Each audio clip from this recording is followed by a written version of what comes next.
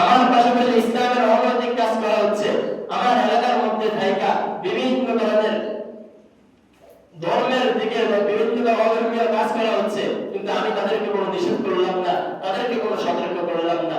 আল্লাহ তাআলার কাছে এটার হিসাব আমাকে আপনাকে দিতে হবে। আল্লাহ রাসূল সাল্লাল্লাহু আলাইহি ওয়াসাল্লাম হাদিসের মধ্যে বলেন, কুল্লুকুম রাই ওয়া কুল্লুকুম মাসউলুন আন রাইয়াতিহি। তোমাদের প্রত্যেকটা মানুষ হচ্ছে দায়িত্বশীল, তোমাদের প্রত্যেকটা মানুষ দায়িত্বশীল। প্রত্যেকের দায়িত্ব সম্পর্কে আল্লাহ তাআলা জিজ্ঞেস করবেন। প্রত্যেকের দায়িত্ব সম্পর্কে। দায়িত্ব কি? তুমি পরিবারের লোক, তোমার পরিবার সম্পর্কে তোমাকে জিজ্ঞেস করা হবে। তুমি ভালো কাজে চলো, তুমি ভালো নামাজ পড়ো, আল্লাহ তাআলার বিধান অনুযায়ী চলো, কিন্তু তোমার ঘর ঠিক নাই, তোমার স্ত্রী ভালোভাবে চলে না, নিজে নামাজ পড়েন, নিজের ছেলে সন্তান নামাজ পড়ে না, নিজে আল্লাহ তাআলার ইবাদত বন্দেগী করেন, নিজের ছেলে সন্তান নামাজ পড়ে না, আল্লাহ তাআলার ইবাদত বন্দেগী করে না, আল্লাহ তাআলাকে চিনে না, তাহলে আমাকে এটা হিসাব দিতে হবে আল্লাহ তাআলার কাছে। ওয়ারাজুলুন ফি আহলি আন রাইয়াতিহি। আল্লাহ তাআলা ওয়া রাসূল সাল্লাল্লাহু আলাইহি ওয়াসাল্লাম হাদিসের মধ্যে বলেন, প্রত্যেকটা লোককে তার পরিবার সম্পর্কে জিজ্ঞেস করা হবে যে তুমি তোমার পরিবারে কি করছো।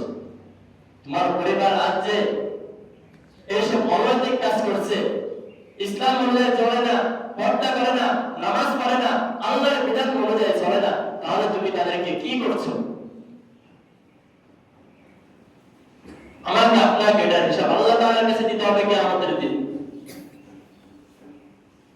এখন আমরা দেখা যায় দুনিয়াতে কি করি, যে আমার মহব্বতের মানুষ, আমি আমার মহব্বতের মানুষ, আমি এখন সুদ ঘুষের বয়ান করি না, বা অন্যায় কাজের আদেশ করে অন্যায় কাজ থেকে নিষেধ করি না, আমার ভিতরে তার ভিতরে মহব্বত দূর হয়ে যাবে, আমাদের ভিতরে বাধা সৃষ্টি হয়ে যাবে, আমাদের ভিতরে তর্ক বিতর্ক সৃষ্টি হয়ে যাবে।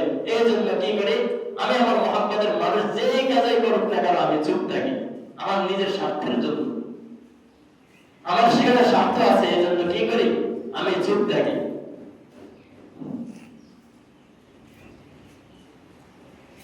অথচ যারা ভালো মানুষ তাদের কাজ কি?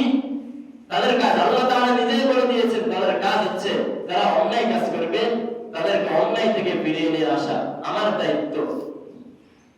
আল্লাহ রাসূল সাল্লাল্লাহু আলাইহি ওয়াসাল্লাম হাদিসের মধ্যে বলেন, قال رسول الله صلى الله عليه وسلم ما من رجل يقول في قوم يعمل فيهم بالمعاصي يقدرون على أن يغيروا فلا يغيروا إلا أصابهم الله بعقاب قبل أن يموتوا। যে তোমরা